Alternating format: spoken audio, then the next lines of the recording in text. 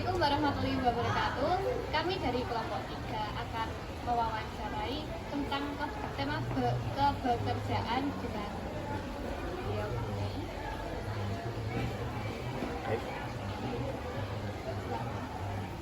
Baik Bu Mei, di sini kami akan bertanya tentang seputar pekerjaan Bu Mei.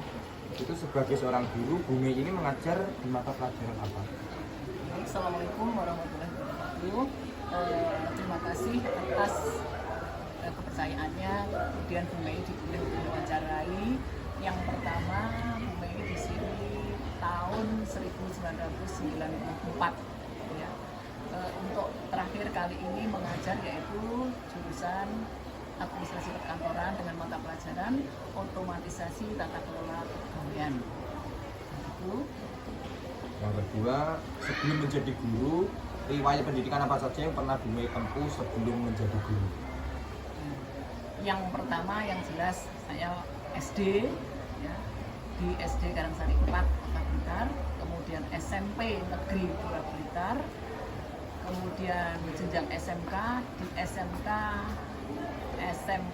di Ponorogo Blitar, kemudian di IKIP Malang mulai tahun 1988 sampai dengan lulus 1993. Kemudian alhamdulillah saya ikut beasiswa ikatan dinas. Jadi 94 mulai langsung diangkat menjadi guru.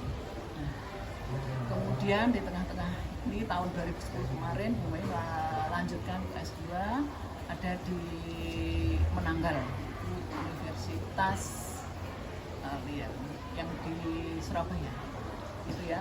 Kemudian itu sudah menjadi guru, jadi ada namanya istilahnya sekolah lagi untuk jenjang pasca sarjana.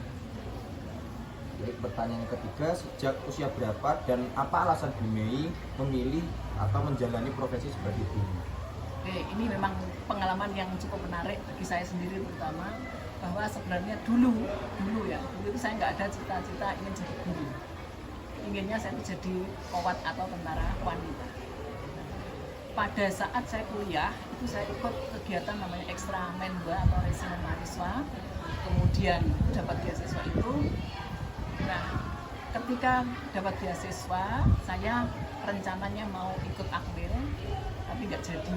Jadi harus dijalankan karena ada beasiswa ikatan dinas, jadi langsung jadi guru.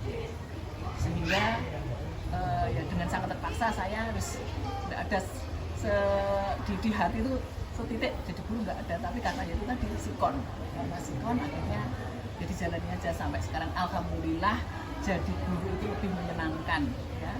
Ada saya bertemu dengan kalian, dengan murid yang bagaimana si Asubi, alhamdulillah itu yang sampai saat ini menjadikan saya menjadi senang dengan profesi saya. Lalu selama menjadi guru, apa saja suka dan duka yang Bu Mei rasakan selama ini? Kalau suka duka itu jelas dari guru ya. Awal ngajar itu tahun 94 itu ya anaknya tidak sama dengan yang sekarang, milenial. Mungkin saya merasakan sendiri bagaimana sebagai siswa ya, kan jelas beda. Kalau dulu namanya siswa itu sangat, kita bukan minta dihargai ya, bukan minta dihargai, artinya apa? Semua siswa dengan guru selalu dekat. Kita dalam arti mohon maaf ya, santun, meskipun tidak diajar juga dia menyapa dan seterusnya. Kemudian kalau kelas kosong tidak ada yang keluyuran. Tetapi dengan berkembangnya ini ya, milenial dengan HP dan sebagainya, memang ini juga tuntutan. Tapi kalau dipergunakan positif ya positif sebenarnya. Tapi kalau sekarang yang saya lihat itu kan banyak mudorotnya, ya loh, negatifnya. Nah, akhirnya dengan seperti itu, inilah duka saya. Jadi ketika saya mengajar, ya ini terus menggunakan. Kadang ya ada anak 1-2. Terus dalam hal berpakaian kebetulan semuanya jadi tatib, jadi seringkali saya senang tidak merasa susah istilahnya dengan anak yang seperti itu. Misalnya waktu ngajar di kelas pun dengan anak yang ini saya harus tahu karakter si A, si B, si C itu harus tahu. Makanya saya senang di kelas. Tidak misalnya seperti Mas Fabian, karakternya seperti itu, saya nggak senang ya.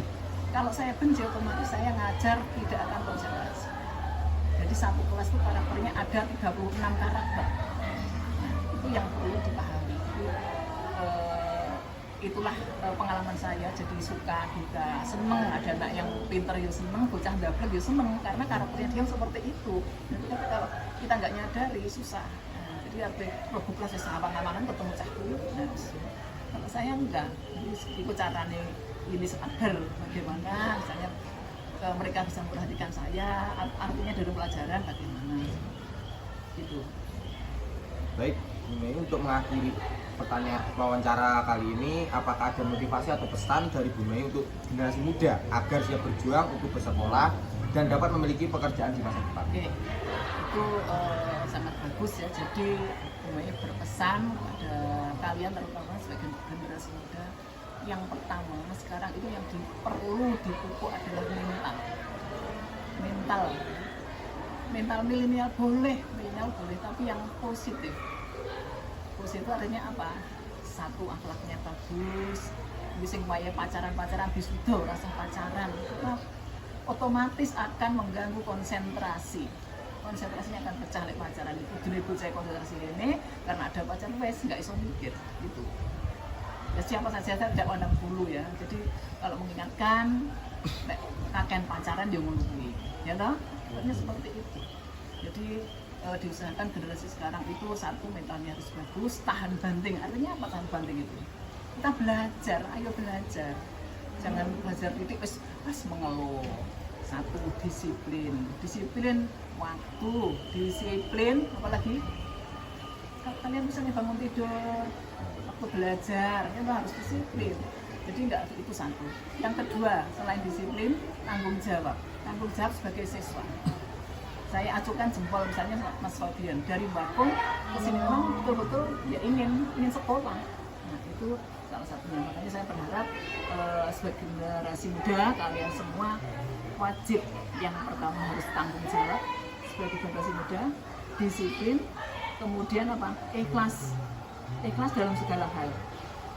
Ya, seberat apapun kalau kita mengerjakan pekerjaan ikhlas akan menjadi ringan. Ini saya gambarkan sedikit saja. Kemarin Bu Mei goes itu dari Sambi itu 28 kilo berarti 56 kilo. Tapi karena saya menjalani ikhlas, ya senang, nah enteng, tidak berat.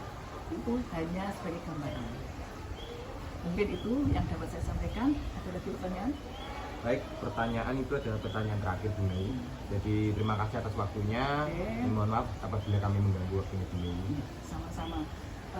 Sekali lagi terima kasih. Mudah-mudahan apa yang saya sampaikan sedikit tadi dapat bermanfaat bagi kalian semua. Ya, jadi generasi muda yang harus kalian pahami yaitu mentalnya harus dijaga dengan baik, semangat sekolah. Jadi kayak Bu Mei cerita nih, enggak harus melalui proses. Itu terima kasih. Saya akhiri. Assalamualaikum warahmatullahi wabarakatuh. Baiklah, cukup sekian dari kami. Apabila ada salah kata mohon dimaafkan. Terima kasih. Wassalamualaikum warahmatullahi wabarakatuh.